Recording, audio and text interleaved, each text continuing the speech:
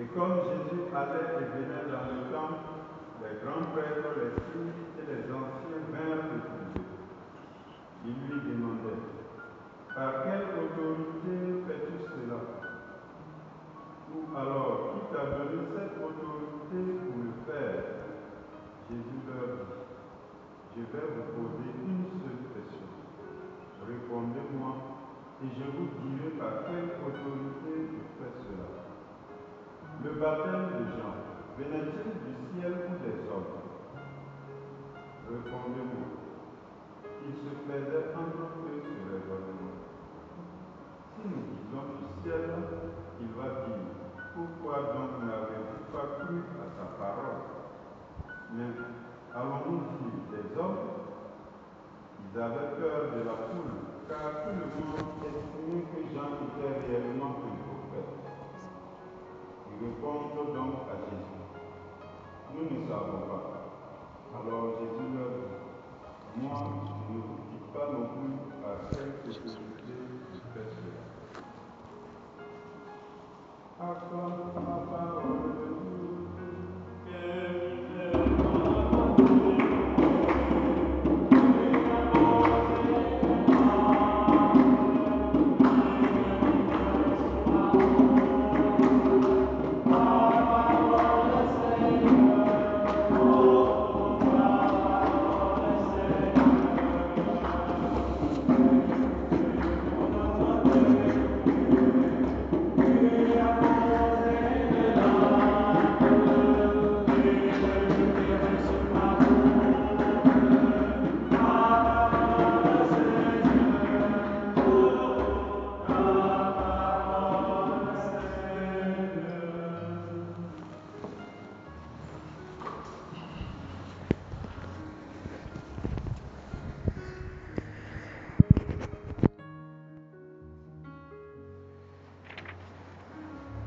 Nous avons eu dans la première lecture un récit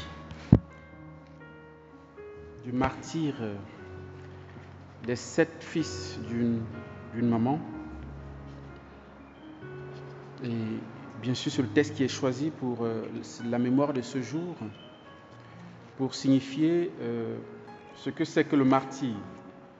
Le martyre, c'est le mépris de son corps, de sa vie humaine, pour la gloire de Dieu, pour préserver la pureté de son cœur, pour préserver son amour de Dieu. C'est ça le martyre simplement. Hein? Bon, c'est simplement, oui, mais vivre le martyre concrètement, ça c'est vraiment autre chose. Hein? C'est vraiment autre chose. Mais Charles Lwanga et ses compagnons l'ont montré aussi en leur temps, en refusant d'obéir au roi, ou alors de se taire devant les injustices, ou alors des abominations qui se produisaient dans le royaume, spécialement au palais royal. Et on peut aussi les considérer aujourd'hui comme des martyrs de l'homosexualité, parce que le roi, il avait des relations contre nature, et les gens de sa cour, et ils sont Charles Lwanga et autres ont parlé contre ça, l'ont repris contre ça, pour leur dire: mais tu ne respectes même pas la loi de la nature. Tu ne respectes pas la loi de la nature, alors que tu es appelé à respecter la loi de Dieu. Il faut commencer par là. Et le roi n'a pas digéré ce genre de remontrances, ce genre de remarques. Et puis, voilà, ça les a conduits à la mort. Donc, je pense que ce sont des martyrs qui nous parlent encore aujourd'hui. Parce que l'homosexuel, ce n'est pas une question d'aujourd'hui. C'est vieux comme le monde. Déjà, Saint Paul en parle dans sa première lettre, dans sa lettre aux Romains, chapitre 1. Il en parle, n'est-ce pas, de Jean. Et nous connaissons l'histoire de Sodome et Gomorrhe. Voilà, donc c'est quand même quelque chose d'assez vieux et d'actuel. Donc Saint Charles Lwanga et ses compagnons ont encore du travail en cette période où nous sommes, par leur prière, par leur intercession, pour aussi nous aider à nous aussi à être des témoins de la vérité. La vérité là où il y a besoin. Et c'est ce que nous voyons dans l'Évangile. Nous voyons dans l'Évangile Jésus qui est confronté à une question où on remet en cause son autorité. les grands prêtres, les scribes, les pharisiens, tu vois, tout le panel hein, des autorités religieuses de son temps qui viennent l'interroger. Parce qu'on voit Jésus qui va et vient, n'est-ce pas? Jésus allait et venait dans le temple. Il est tellement à l'aise, il prêche bien, il prêche avec autorité, il fait des miracles, des signes, des prodiges. Et puis les grands prêtres sont fascinés parce qu'il y a des foules qui le suivent. Il a du succès, du point de vue apostolique, du point de vue de la renommée, il a du succès par rapport à eux. Les gens vont à lui par masse. Mais sauf que ce qui les intrigue, c'est que Jésus échappe au cadre. Il échappe à la structure, à l'institution. C'est un peu un homme charismatique qui sort de nulle part, on ne sait pas d'où il vient, mais il est tellement charismatique que vraiment, il casse la baraque, quoi. Tout le monde le suit, voilà. Ils disent, mais ce gars vient d'où? Il n'a pas fait l'école rabbinique comme nous. Nous sommes les maîtres des écoles. Nous formons des futurs rabbins. Mais lui, il sort d'où? Qui l'a formé? Et il est plus compétent que nous. Il draine plus de foule. Il a plus de disciples que nous. Qui est-il? D'où vient-il? Ils s'interrogent sur Jésus. Et donc, ils prennent leur courage à deux mains, ils se rassemblent. On dit les grands prêtres, les scribes, les anciens. Donc, ils s'organisent, ils viennent tous voir Jésus pour lui poser la question, par quelle autorité fais-tu cela? Parce que tu te balades, n'est-ce pas, dans le temple, on dirait que c'est ta maison. Tu es tellement libre de tes mouvements, tu fais des choses extraordinaires. Par quelle autorité tu fais cela? Ou alors, qui t'a donné cette autorité pour le faire? Autrement dit, quel est ce rabbin, quel est ce maître en Israël qui t'a mandaté, qui t'a formé? D'où te vient cette légitimité, cette puissance, cette autorité de faire ce que tu fais et de parler comme tu parles et de parler dans le temple? Il n'est pas comme les Esséniens qui ne s'occupent pas du temple, qui étaient plutôt en retrait dans les grottes et tout ça. Mais Jésus est au cœur de Jérusalem, il est au cœur n'est-ce pas, d'Israël. Il ne s'en cache pas. Il parle du temple. On se souvient qu'il a chassé les marchands du temple. Voilà. Pour montrer que, voilà, il a une certaine, il a le droit de le faire. Et donc on lui demande, mais ce droit-là, ça vient d'où? L'autorité-là, ça vient d'où? Et Jésus va les inviter à répondre à sa question à lui, pour pouvoir poursuivre. Je vais vous répondre, mais à condition que vous me répondez d'abord. Jean. Le baptême de Jean, venait-il du ciel ou des hommes?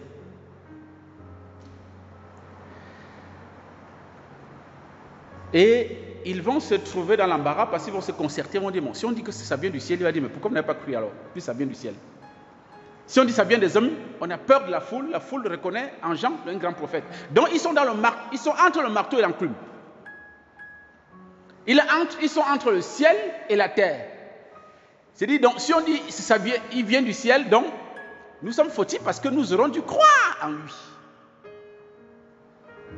Si nous disons que ça vient des hommes, les hommes même vont nous lâcher parce que tous le considèrent comme un grand prophète. Et donc, disons-lui que nous ne savons pas. Frères et sœurs, c'est ça le problème. C'est ce qu'on appelle la mauvaise foi. C'est ce qu'on appelle l'hypocrisie. Et l'hypocrisie, c'est un thème qui est assez vaste, qui a une explication beaucoup plus vaste que ça. Ça veut dire mensonge. Quand on est hypocrite, on est menteur. Quand on est hypocrite, on est faux. On est dans la duplicité. On n'est pas dans le vrai. On est dans la ténèbre. De manière volontaire, quand on est hypocrite. On choisit le noir de manière volontaire. On choisit une double vie.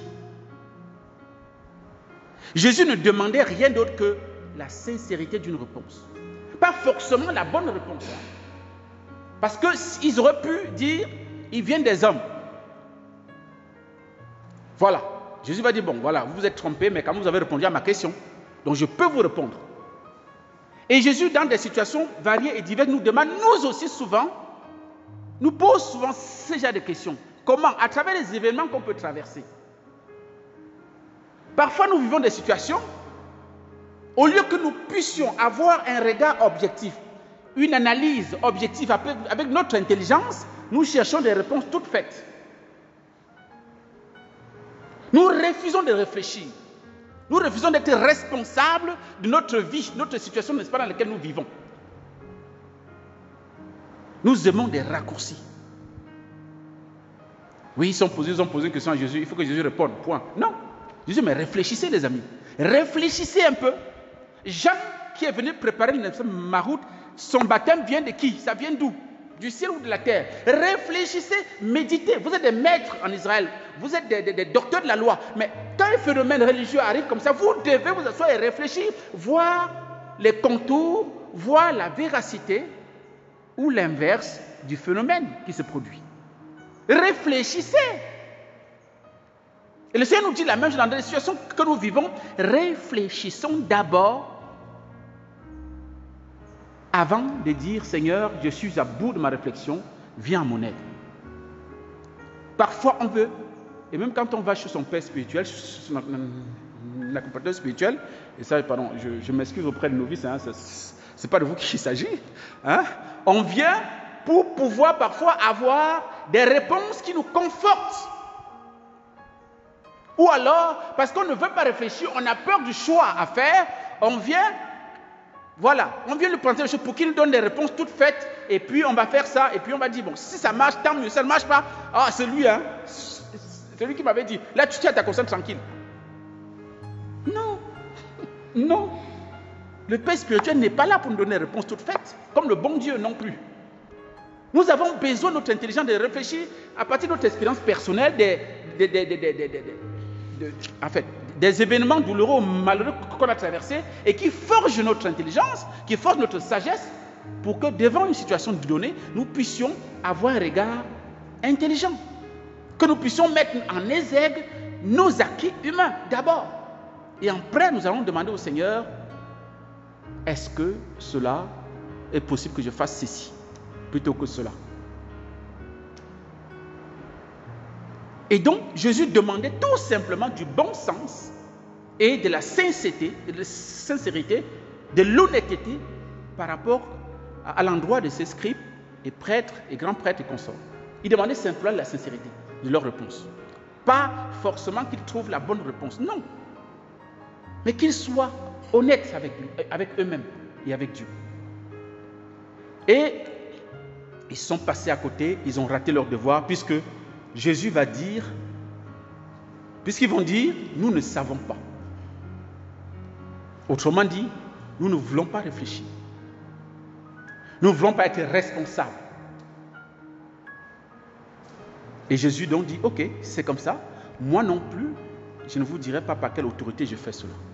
C'est terrible, hein, d'arriver à une telle réponse de la part du Seigneur par rapport à nous. Et je voudrais aussi, par rapport à l'autorité, nous dire que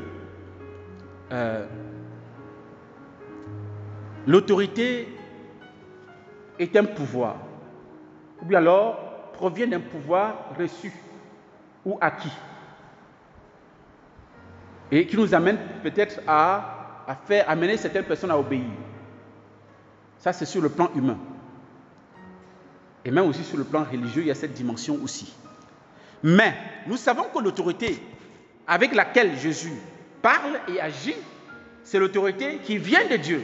Il agit en tant qu'envoyé du Père, donc en tant que Messie. Et son autorité se manifeste par les actes messianiques. Et donc, c'est en même temps un appel aux grands prêtres, aux scribes et aux anciens de dire, réfléchissez, vous pouvez par vous-même découvrir de quelle autorité, par quelle autorité j'agis. Parce que ce que je fais, personne ne le fait. Personne ne l'a jamais fait avant moi et personne ne le fera après moi. Puisque, bon, bien sûr, après Jésus, ses disciples continuent de le faire, puisqu'il a dit que celui qui croit en lui, ceux qui croient en lui, voilà, feront des œuvres beaucoup plus grandes. Mais c'est toujours le Christ qui agit à travers eux. Et donc, Le Christ dit, mais ce que je fais, vous pouvez discerner par votre intelligence même simplement que ce que je fais, ce n'est pas naturel, que ça vient d'ailleurs. Et vous pouvez discerner à partir des actes que je fais, à partir de ma parole, vous pouvez discerner que les actes que je pose sont des actes messianiques que Isaïe a prophétisés, que vous connaissez bien, que vous prêchez les Shabbats, le jour du Shabbat. C'est quoi le problème? Réfléchissez, soyez intelligents, soyez théologiens.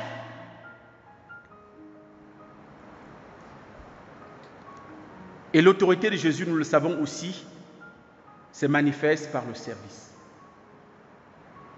Et même quand il pose des actes messianiques qui manifestent son autorité, l'autorité divine qui repose sur lui, il est au service de l'humanité. Il est au service de l'homme. La bonne nouvelle est annoncée aux pauvres. Les prisonniers sont libérés. Les aveugles voient. Les paralytiques marchent. Donc, il est toujours au service. C'est une autorité qui est au service. Et nous devons, nous aussi, frères et sœurs, comprendre que notre autorité, quel que soit ce que nous sommes et ce que nous serons demain, souvenons-nous de l'autorité de Jésus. Comment il a vécu son autorité et à quelle fin. Nous aimons les places d'honneur. Nous aimons les postes. Mais est-ce que nous avons conscience de l'exigence que cela implique, qui consiste à servir plutôt qu'à se servir? Comme dirait quelqu'un, en servant, tu te sers au passage. Mais que le Seigneur nous aide à regarder Jésus comme notre autorité suprême, vers qui nous devons nous tourner pour écouter sa parole, parce que ça commence par là, pour la laisser nous transformer, et surtout imiter sa manière d'exercer l'autorité qui passe par le service fraternel. Que le Seigneur nous accorde cette grâce par l'intention de Saint Charles Lwanga et ses compagnons, au nom du Père et du Fils et du Saint-Esprit.